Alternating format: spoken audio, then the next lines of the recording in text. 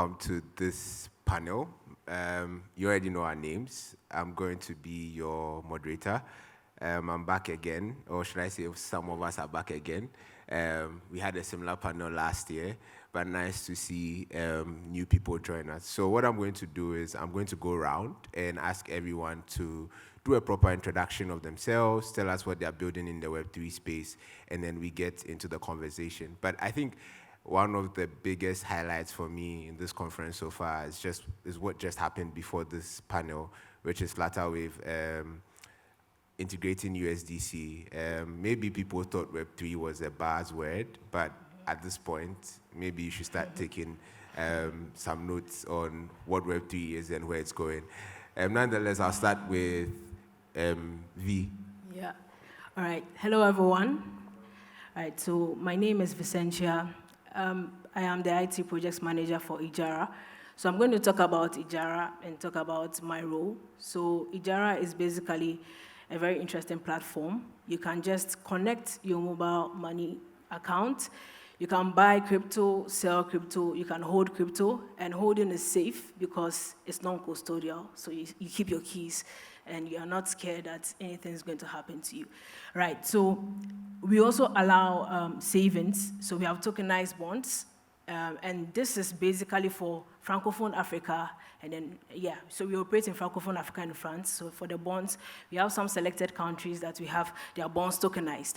So this means that with just $1, you can start saving with the bonds, the tokenized bonds that we have. Moving forward, we also allow payments. So we have merchant payments where anyone can receive payments through Ejara. And also, recently, we just launched our remittance aspect, so payments. So we realized that there are lots of people in the diaspora. So we have France and Cameroon. Very soon we'll be expanding to other Francophone countries. So anyone in France can just send money to somebody in Cameroon, and it's powered by cryptocurrency. So that's the amazing thing. And so when you're sending money to someone, you don't have to think about, do they have a wallet, do they have seed phrase? Nobody has to think about how many blocks have been whatever. All the things that she said doesn't matter. All they need to do is to have a mobile money account, and then they're going to receive their payment. So that is my role there. And as a project manager, I'm just a friend to the engineering team. So whatever fancy things the product team brings, I just ensure that it's implemented on time, remove any blockers, and encourage the team. So that's it for my role at Ejara. Outside Ejara, I'm a blockchain enthusiast. I'm an educator, so I do this through content creation and also a community called Cryptority. So that's a little bit about me. Thanks. Awesome. Munachimso. Hi, everyone. My name is Ogueke. I'm the CEO at OneLiquidity. At OneLiquidity, we are a liquidity provider. So what we do is we essentially make businesses, fintechs, or anyone that generally plays in the payments or exchange business more efficient. We do that by being a prime broker and being a market maker. So we are integrated into anyone that does payments. So we work with almost all the payments providers. We work with banks, we work with FMCGs, we work with FX dexes. So we are the hidden layer that brings efficiency to these markets. You know, we provide liquidity to businesses that are looking to bring FX, take FX, do B2B payments. You know, so a lot of fintech apps are generally built on top of our infrastructure. We do that by providing them cutting-edge liquidity in terms of pricing, payment solutions, and integrations into general markets.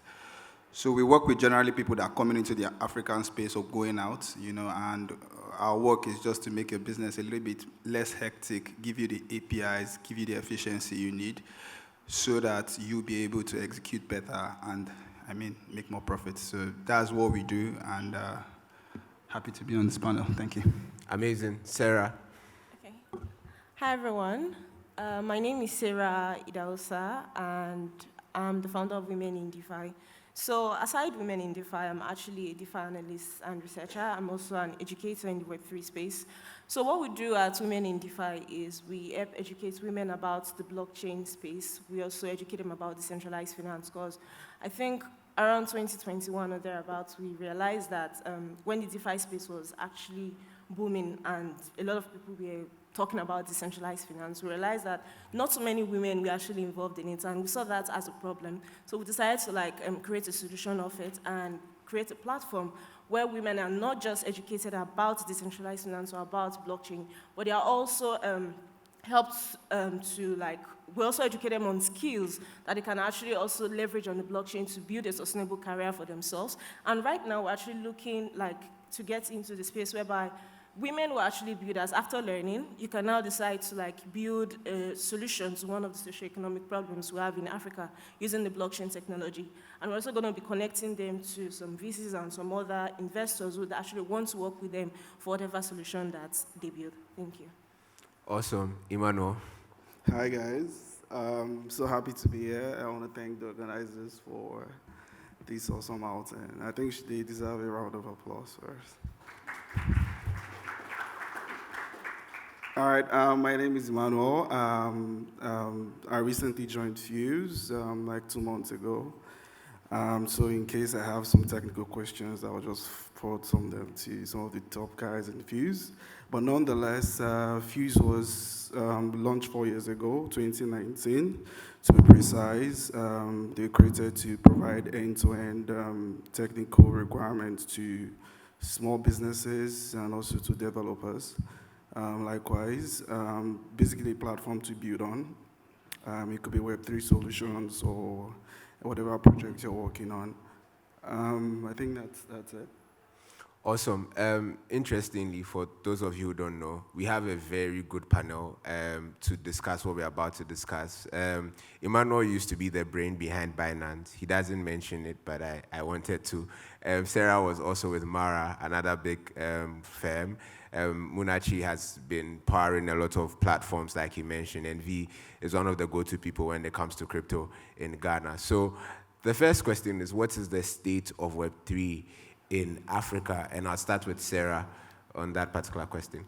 Okay, thank you so much. So about the state of Web3 in Africa, I would say that when we're comparing Africa to the global Web3 space, I think according to chain analysis recently, we realized that just 2.3% of activities in the Web3 space comes from sub-Saharan Africa, with actually Nigeria, of course, being top of that list. But aside that, if we're being honest with ourselves, that's still a very tiny number, meaning we're still not there yet. But when we look into the activities going on in Africa itself regarding Web3, we see a lot more people being more enthusiastic about it. I think, like I said, when I started off in the space years ago, I think when you talk about crypto or you talk about Web3 in fact, Web3 was not really a word then, but crypto was what everyone knew.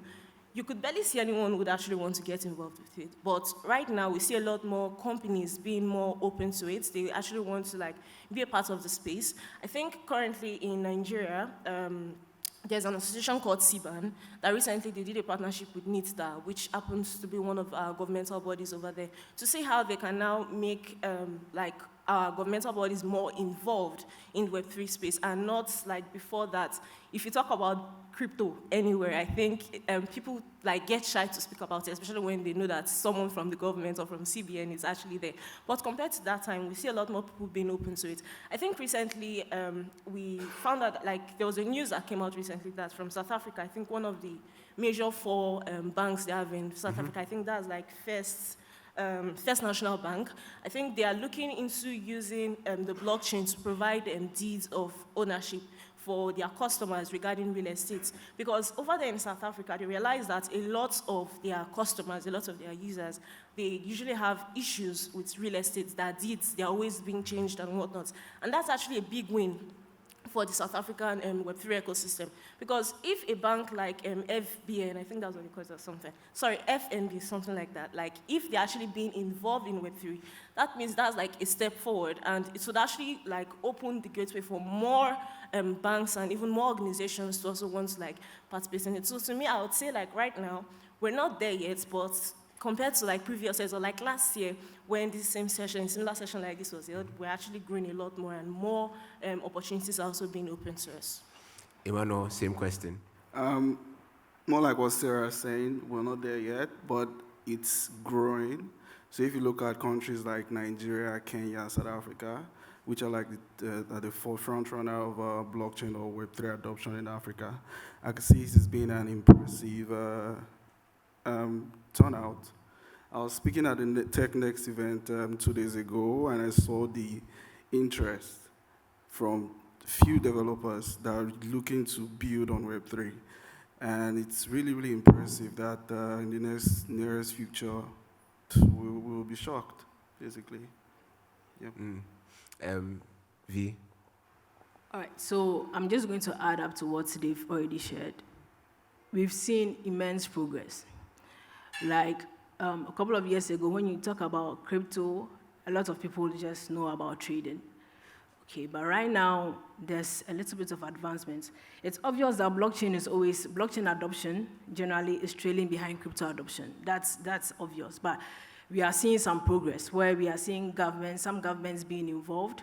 We have even seen some regulatory clarity come for even crypto. I think recently Namibia had this policy for the virtual asset service providers, and I think that that's a good step. I think in South Africa too, we are seeing some regulations coming in there.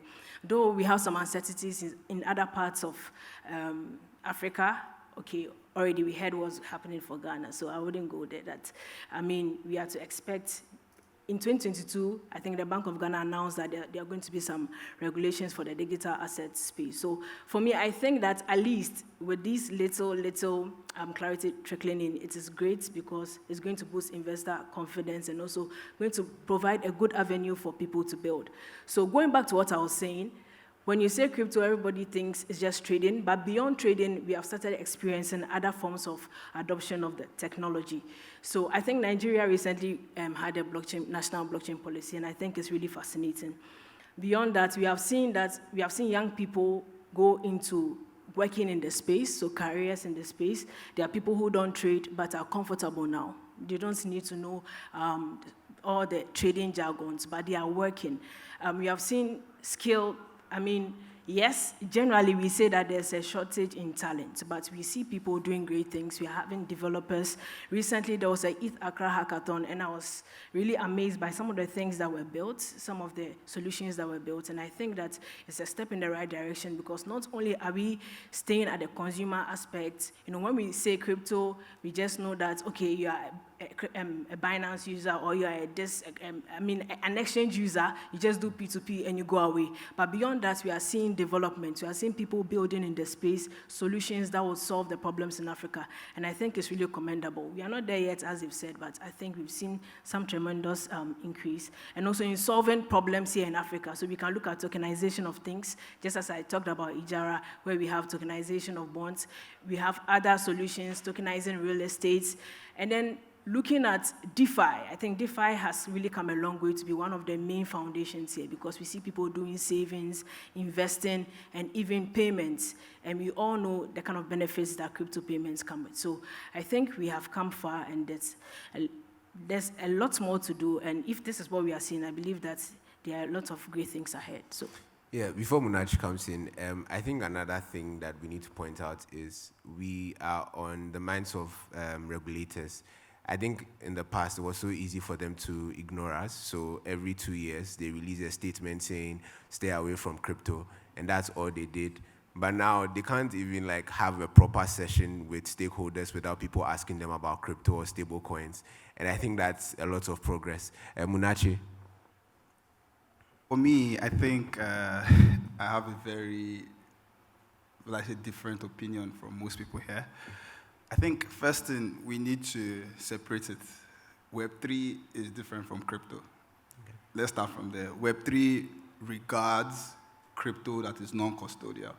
That means you control your private keys, you're able to sign in contracts on the blockchain, and I would say 90 to 99% of crypto is still very Web2 or Web 2.5 because liquidity providers like ourselves, Binance, and major exchanges still control the vast majority of cryptocurrency.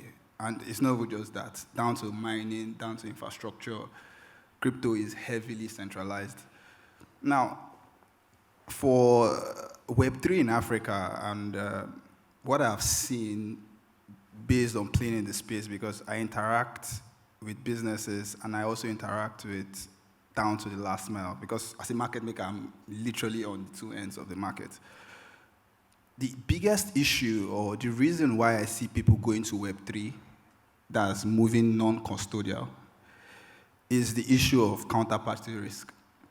And this has been on the center of the industry in Africa, and this spans through many reasons. One is fraud. Now, we don't produce crypto in Africa. Nobody's mining crypto here, let's be realistic. Good business. I don't know why it's not happening. I just think that there's no enough capital that is being pumped into the space. But most of the crypto that comes into Africa is purely remittances, right? And the issue with that is a lot of it is tainted, could be fraud related. So I think there was a time, I'm sure you worked in Binance then, it was going crazy then that Binance was closing people's accounts because of they were receiving funds. Now the problem is, a lot of people probably go and buy crypto somewhere from one guy, send them Bitcoins, and they pay Naira, whatever the case may be. They don't know the history or the path at which those funds came in. And that's kind of the reason why we kind of have a compliance product. It's not necessarily because we want to sell it, but we need to do it because we process a lot of crypto. So we need to be able to give this ability to our customers to be able to check. Now, when those funds come in, most times it's tainted, and then you get your account closed. Personally, it has even happened to us. I've had an account of almost $10 million closed because of $100. And it becomes a systemic risk. So everybody decided to run away and started using Trust Wallet and all these custodial wallets. So for the future in Africa, aside from the custody risk, I feel like crypto is, the Web3 space is, I don't think there are a lot of projects that are directly incentivizing Africans to use Web3. Aside from the counterparty risks they face with using custodial platforms. So I feel like we need to be more invested in solutions. I think I was listening to a guy yesterday that was talking about energy, tokenizing energy. That's an amazing stuff. If you can get that to proliferate, it is one way that Web3 can really scale. So I feel like, we need to, we as Africans, we're only driven by money or by rewards. I think it's everyone, to be honest, not just Africans. So we need to look for more incentives to bring people to Web3. Crypto is already there. Listen, everybody does crypto. Anybody that doesn't know, everybody, banks, they do crypto. They tell you they don't do it, but they do it. They do it. Trust me, they do it. They just won't tell you that they do it. They know what it is. They will price you in it. In fact, if you give them the price, they'll tell you that crypto is on this price. So they know it. Don't be deceived. So crypto is there. Web3 still developing because we don't really have incentives. So that's my own opinion. I think you bring up an important issue, and I'm going to ask you a follow-up. You were saying that we have a lot of the crypto stuff that is happening currently being centralized. In a continent where we are looking to get some regulatory certainty, is that not something that may be good for adoption? Or even if that is not the case, how do we move to a non-custodial world and chase regulation at the same time? Because the regulators are scared of the non-custodial nature of crypto. See, listen. Regulators love centralize. They like to centralize their risk. They love it. They want to have, when they want to give licenses, they look for the 10 biggest people and give the 10 biggest people license so they control the space. A decentralized world is an uncontrollable world in the sense that if there's no centralized risk or risk management system, for instance, if the Interpol is looking for you, they know if they touch 6 banks, they will find a trace to you. Do you understand? But if everybody is controlling their private keys, it becomes an issue because then they can't catch you anymore. You understand? So regulators love control. They love they love centralized. That's why you see people like Flutterwave today. They will easily get a crypto license before you that is starting your own business because they know them. Do you understand? They understand their business, they play with them, and they're happy to work with them. Do you understand? I think the biggest reason why crypto has not been adopted is because of decentralization. If you really think about it, because regulators don't know how to control it, and it becomes an issue. Now they're learning, but it's still the biggest reason, So that's why in the market and in all financial systems, there's always about 80% of the value being controlled by, even in banking, if you look at Nigerian banking system, there's maybe, if there are 101 banks, only about 20% of the banks control maybe 80% of the volume. It's how it's going to be, and it's how everything is, and that's what they like. They don't want a world where where the risk is at 1% because it's difficult to manage. So that's my own opinion. So I think they like it. The more centralized it is, the even better for them. So that's what I think. Awesome. While we are building the future of Web3, there are several challenges that make it difficult for us to build smoothly. And I think we've already identified one part of it, which is regulation. I mean, we've just discussed a little bit of it. So I'd ask the other panelists to share some of the biggest challenges they've seen for people building in Web3. V? Yeah, so I was going to talk about the regulation part, so let me just skip that. So another, I think, important thing is when it comes to, should I say infrastructure or, let me say internet, right? Because I found myself on many just Zoom calls or Google Meets, and I have to apologize like 10 times because the network went off. That's just for Zoom. So what if you want to, he was talking about mining, and we know what mining comes with. You need internet, you need electricity, you need all these things. So I think that's one of the challenges. We going beyond just being the consumers, just doing crypto, buying and selling. People want to build stuff.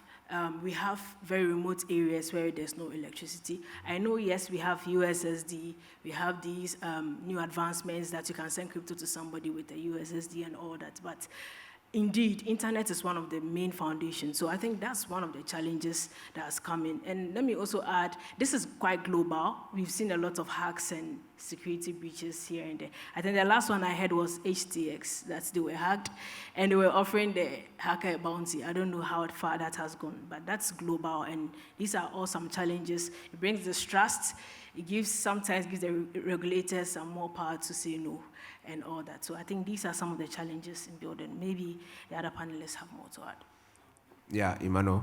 Yeah, I think I just want to pinpoint on lack of awareness and education, which is one of the biggest pain points. When I was at Binance, we spent a whole lot of our time doing a lot of education, master classes, a lot of contents and stuff.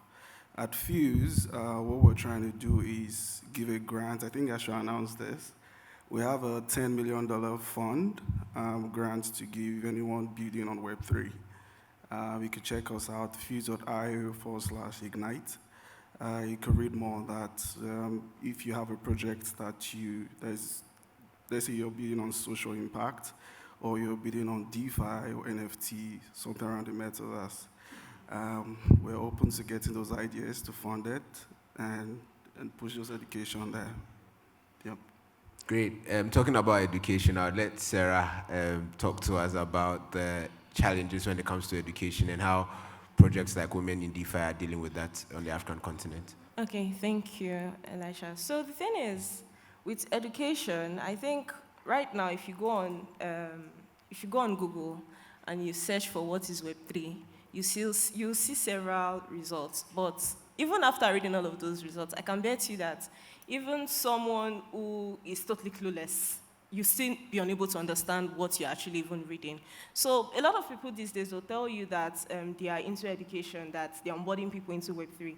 But I think personally, like outside of my community, I've taken out time to study the way a lot of people actually say they're actually educating people about Web3. And the truth is, even me that have been in this space for a very long time, I end up being confused when I hear some of them speak. Because you're trying to explain something about, you're trying to explain Web3 to a newbie, to someone who doesn't even know what blockchain is, someone who has never come across it, and you are going up there to bring technical terms. You're saying words like liquidity. Somebody who doesn't even understand money, you are going far ahead to like start bringing technical terms. Like, that is actually a major problem, because I feel like if you want to educate someone, you should teach them in a way that someone that is 5 years old, like a normal 5-year-old, should be able to easily comprehend it. And we, as Women in DeFi, like you said, like that's one of the things that we're currently doing. We try our best to make sure that, because personally, I am the one who did the screening for the mentors. Like, I tell them, oh, you've been in this space for a very long time. Can you please assume I don't know crypto and explain it to me? And when I see that the way the person is explaining, I'm like, nah, I'm so sorry. That's too technical. I do my best to make sure that we go to the barest minimum, and that's why a lot of the members of our community, if you check it out, there are people like who are totally clueless or who were totally clueless, but after spending months, because we take a lot of time, we don't do trainings to say after 1 month we're done training. You could still be learning that thing for the next like 3 to 6 months. You're still learning something that maybe if you go to some other places, you could learn it under 1 month, because we feel like it's best to like make sure, the learning phase, if we can go to school to learn a course for 6 years, for 4 years, just because of one degree or one final exam that we want to like pass to get that particular degree, what's wrong with learning this particular thing for a very long time? Something that you know that years to come, you're still going to be using it. So like, that's like one thing we're doing in Women in DeFi at the moment. Like, aside the issue of education, I think another problem we have with Web3 is financial inclusion, in the sense that a lot of builders these days, when they build infrastructures or they build anything in Web3 space, they tend to forget the underserved. Like, they tend to forget those in the rural areas. Like, they feel, I don't know, you're building a product that it's just people, like, they're already saturated users in the Web3 space that are still going to use it.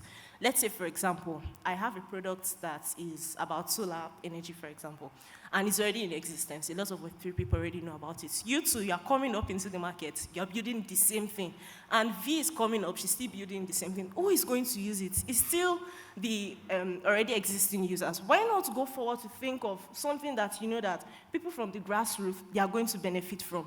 Like, try to like go further, take a step further. Don't do recreate, or should I say, it's Fox. That's what's trending right now. A project, one major project to build something in DeFi space, and before you sleep and wake up, you see like 5 different new projects that are literally doing the same thing.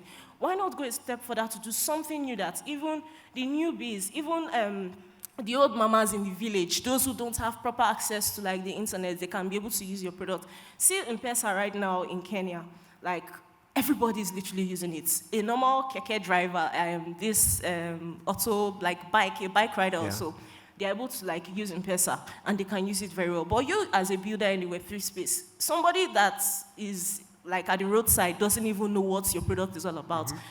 So it still touches the part of education, and like, because education and financial inclusion, I think they both actually still go hand in hand. Those are like major problems we have. So the builders also need to consider the newbies, the people like from the, like in Nigeria, we'll say in the trenches. They should consider those from the trenches when they are building products, and they should not just focus on those that are already up there to use their products. Yeah. Munachi. Hear me? Yeah. Why do people need DeFi? I know it's a very rhetorical, I need to actually know why, because I know why people need crypto. You know, there's a reason why people use crypto, but why do people need DeFi in the sense of it? Because I feel like there's a lot of complicated products. I've been in this space for close to a decade, and I don't think I've used 2 DeFi products because I don't really understand it. If I don't understand it, why do people need it? Okay, now, DeFi is decentralized finance, and in the simplest form, they'll tell you is freedom. Now, think of you as a businessman, for example, or let's not even go there, somebody that is new, but you have a business idea, and you pitch your business idea to someone, and you need funding for your product. Or maybe you say you want to go to the bank to get a loan. Let's start from it. That's like the basics now. You go to the bank would ask you several questions to provide several things, like, and at the end of the day, you may not even get that loan. But DeFi now is telling you that through DeFi protocols and whatnot, we have a product like, is it Curve? No, Macadao, rather, a decentralized lending protocol. MakerDAO does not require your documents. MakerDAO will not come and ask you if you have a mother or a father. These are decentralized products. It requires you to put money to get money. So if you don't have the money in the first place, how will you get But the then money? again, it's still seamless. Doesn't Even in a matter. bank, you still require money to get, like, of course, if Not you don't necessarily. have a tangible product to use as collateral, which bank will give you any loan? Not necessarily.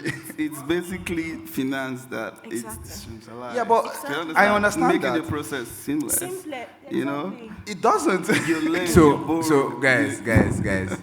I think this is part of the issue. So what's happening is exactly part of the issue. The fact that even those of us in the space can't agree on certain things makes it a bit difficult for Yes. people. I'm an old Bitcoiner, so I understand Exactly. that. I don't understand Are why you- I are need you- money are you to a borrow maxi? money. Are you a Bitcoin maxi? 100%. I think that's From the where very it's first coming time from. we spoke, But I understood that. That's what it is. I was going to point something out. I think that's the thing, right? We have to look.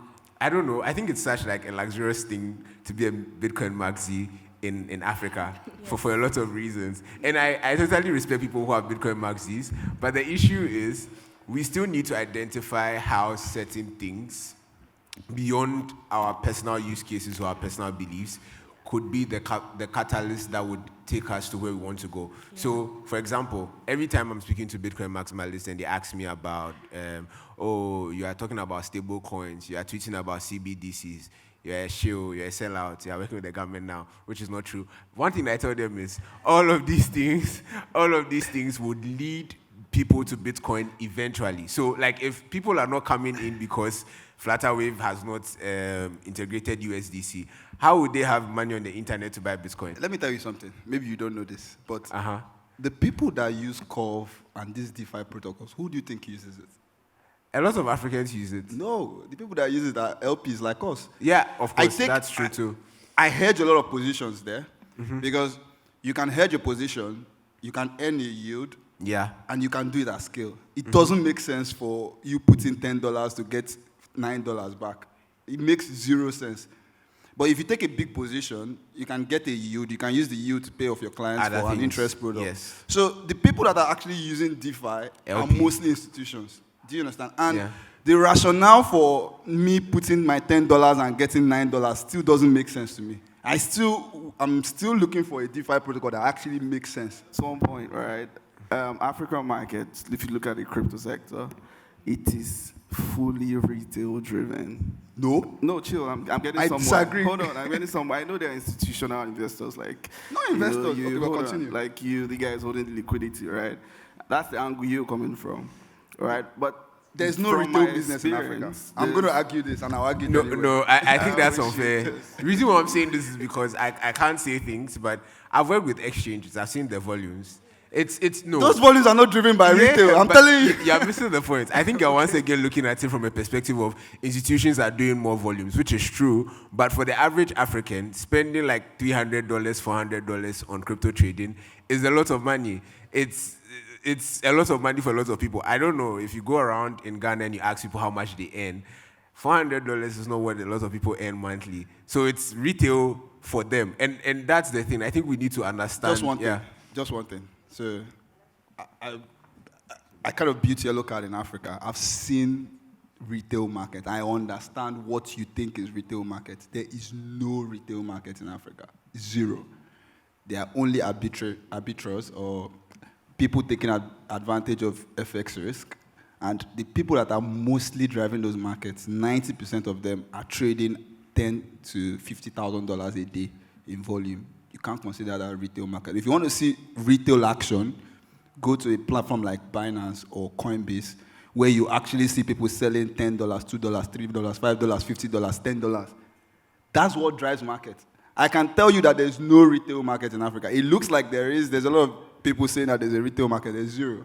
There's none. Everything is driven by LP, banks, institutions, FX dexes that are driving those volumes. We would definitely go back to this conversation when we go off stage. I don't want us to have a deeper insider conversation, but Sarah was pointing something out that I think is very important, and it links to the next question. I think it's an African thing, even in fintech. Everyone is copying what another person has done, and I don't think copying is bad, but when you have a situation where you have like 30 apps doing the exact same thing, it becomes a problem. So we are building the future of Web3. We are looking for adoption. What is that single use case that you can bet your entire life on, that particular use case is what's going to bring mass adoption for Web3 in Africa? I'll start with V. I was going to say DeFi, but we've already... We've burst that bubble on stage. Yeah, but I still stand by DeFi because, listen, he was saying something about Web3 is not crypto. I agree. And when I was making my submission, I also said that blockchain is trailing behind crypto adoption. So Web3 is basically, let me say, all the products of blockchain. Let me just simplify it that way. So the thing is that, why is crypto standing out now? He's saying there's no retail. Well, I beg to differ. But the truth is that crypto has come this far because of all the amazing use cases DeFi brings. We talk about savings. About 2 years ago, every morning when you woke up in Ghana, you were expecting the newest updates in the Ghana cedi rate with the US dollar because it was crazy. I mean, those who were earning in dollars were happy. Like, yeah, so. But the thing is that people use that to at least hedge against inflation. Someone can start saving in foreign currencies within clicks. You don't need any KYC. They will not ask you to draw the direction from your house to anywhere. I walked into a bank. I wanted to open a US dollar account. And when they were telling me, I saw that I was not fit for this. But with just $1, with 10 cents, you can start saving in crypto. And that's something that's accessible to all. It's seamless. There's nothing like a Sunday. There's nothing like go and come back. That's one thing. And that's why we see crypto moving. Another thing is the loans, right? Look at loans like the traditional system. It's crazy, but here you can access loans even for SMEs are getting loans. I've seen, I think, products out there like that, and I think it's great. So we look at savings, remittances, payments. With just one click, I can send money to India with no hindrances. I feel like these are the things that is driving financial inclusion. You know, Sarah said something about financial inclusion, and I think that, let me just add a little bit of it. It's that when people build products, she was talking about your grandmother at home and all that. I also feel like the kind of marketing that we employ here should be different, where we have crypto apps and we have agents. So like Ejara, we do have agents who go to the market to talk to the market woman, tell them about, in their language, they understand it, tell them about crypto savings, and they can begin their journey. We go to the cobbler, we go to the mechanic, and they are jumping on. So I feel like also adding some other forms of marketing, reviewing the kind of marketing we do in Web3 is also going to include the people who are excluded. So for me, I feel like it's DeFi, driving financial inclusion, using all the things that I explained. Well, he will not agree with DeFi, but maybe. Munachi, so what's that single use case? I'm interested in what you have to say. There's only one use case. Tell us. Tokenization. Okay. Now, the reason why I feel tokenization is going to be the best direction for Africa is solving the issue of trust. And when you can tokenize things that are tangible, and there's still going to be counterparty risks, because if I tokenize yams, I still need to store the yams somewhere. So there's still that, but obviously there's going to be a centralized place of trust. What Seco did is they tokenized the US dollar, and they put the dollars in the bank. Even though they're earning interest, they're not giving you, but it's fine.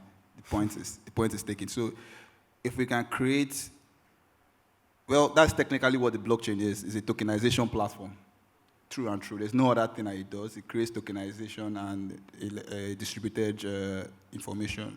So if we can start tokenizing real-life things, tangible assets, you know, we can now put that on the blockchain. Then we can now actually use our house to get a loan, not use money to get a loan for money again. You understand? So then it starts to make sense. And then I believe that we're going to solve the issue of lending, the issue of payments, the issue of everything, because then I can tokenize my yields, my farm yields, put it on the blockchain, use it as a collateral to get loan for maybe USDC, and use that to pay my staff. Then everything makes sense. You understand? But for now, using crypto to tokenize crypto, I'm not going to accept that. Sarah? I'm going to like cap everything the both of them have just said, because to me it's literally the same thing, financial inclusion. And by financial inclusion, what I said before, being able to provide for like the barest minimum, like the tiniest of people, those from the grassroots, is still part of tokenization. I think when you look at the aspect of DeFi, you are looking at it from just the payments part. You're forgetting that in DeFi, just as you are seeing lending and borrowing, you're seeing insurance, you're seeing even the part for digitization, that's like where people put their arts on the blockchain. These are all DeFi. But I think you're looking at it from just one angle of lending and borrowing. I only use that as an example. I'm not saying that is DeFi. And bringing it back to his question, tokenization, like you said, is actually what we need in Africa, whereby everyone can have access to their money or to even their real-life assets in a very, very easy and secure way. Because like you said, the issue of trust, which literally all Africans have right now. A friend of mine was telling me just last night that anytime someone sends her a certain amount of crypto, she will first of all go and check if it's on the wallet, if she can even move it to the next, or even if someone even sends her money, she'll have to check if she can use that money to purchase to be sure it's not fake alerts. But I think right now, RWA, that's like reward assets, is already a thing on the blockchain. But I believe that by the time it comes to Africa, where everyone can literally purchase bonds, they can purchase securities, like with ease, trust me, we're not going to be having sessions like this anymore thinking about the state of crypto in Africa. Instead, we're going to be talking about more things that we are going to build using the blockchain technology. Yeah, Emmanuel. Hard there. So I think I'm still talking to DeFi because of Africa's unbanked population. Do you understand? Because what drives us as an average African, I want to see Web3 really scale here in Africa, is a lot of people are looking for platforms where they can, save, loan, do lending, and a lot of stuff like that. And I think it's still basically DeFi. And I think that's the most singular use case if I'm speaking, basically looking at the Africa perspective. Yeah. Great. I'd say the last thing for me when it comes to it's not a use case, it's just a general narrative, which is opportunities. The fact that people from Africa can get jobs, can build new things in the Web3 space is something that I think is not spoken about enough. And I think we need to consistently highlight that and just remind people that they claim it's the Wild Wild West, and it's the Wild Wild West for a good reason. Things haven't been built yet, so you can pick it up and build it yourself. It's been an amazing panel. I think one of the biggest takeaways is that DeFi is going to be one of the most important things when it comes to the African continent. Regulators are warming up to Web3, and we are seeing a lot of development in the space. Hopefully, when we come back next year, we'll have bigger announcements and bigger things to talk about. Thanks to everyone for listening to us, and we'll see you again next year.